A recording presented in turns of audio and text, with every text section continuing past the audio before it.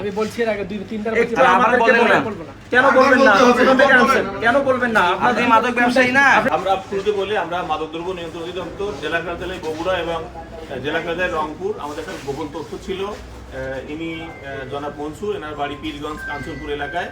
ইনি দীর্ঘদিন যাবৎ এই চায়ের পাতার আড়ালে ইয়াবা নিয়ে এসে কুরিয়ারে বিক্রি করে এবং ওয়ান কাইন্ড অফ ডিলার। তো সেই সূত্রের খবরে আমরা তাকে গোপনে অনুসন্ধান করি এবং আজকে আমরা এই বিভিন্ন সিভিলের ছদ্মবেশে এখানে সাদা পোশাকে অবস্থান করি এবং উনি যখন কুরিয়ারে মালটা গ্রহণ করতে আসে সে সময় এটা উদ্ধার হয়। আপনাদের সামনে আমরা উদ্ধার করছি। যাকে আসলে বস্তার মধ্যে রয়েছে আমাদের সঙ্গে রাখে রয়েছে আমরা আসলে এখন কি হয়েছে আমরা দেখতে পাচ্ছি যে এর ভিতরে ইয়াবা রয়েছে এমন কিন্তু তথ্য গোয়েন্দা তথ্য ছিল বগুড়া কার্যালয় এবং তাদেরকে সহযোগিতা করছে মহানগর কার্যালয় চেষ্টা করছি।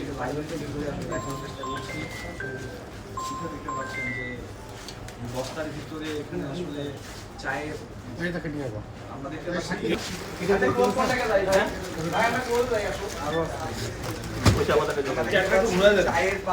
চায়ের যে পাতার যে প্যাকেট আছে সেখান থেকে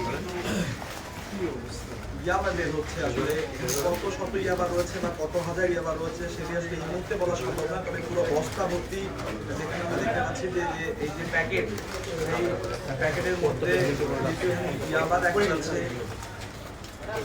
আর যাকে আসলে এই ঘটনায় যাকে আসলে এখন পর্যন্ত গ্রেফতার করা হয়েছে বা আটক দেখানো হয়েছে তার বাসা রংপুরের পীরগঞ্জে। তিনি মূলত রংপুরের যে পীরগঞ্জে কোথায় বাসা আপনার? কাঞ্চনপুর। এবং উনি এর আগেও চায়ের মাধ্যমে ইয়াবা পাচার করছে। ভাই প্রাথমিক কি বলা যাইতে পারে? 12,000 আমরা পেয়েছি। 12,000 মানে একটা পুরো পয়েন্ট একটু আপনার কাছে জানতে চাই, আপনি আপনার বাসা কোথায়, এগুলো কোথা থেকে নিয়ে আসাছেন একটু আমাদেরকে বলেন প্লিজ। আমি বলছি এর আগে 2-3বার একটু আমাদেরকে বলেন কেন বলবেন না?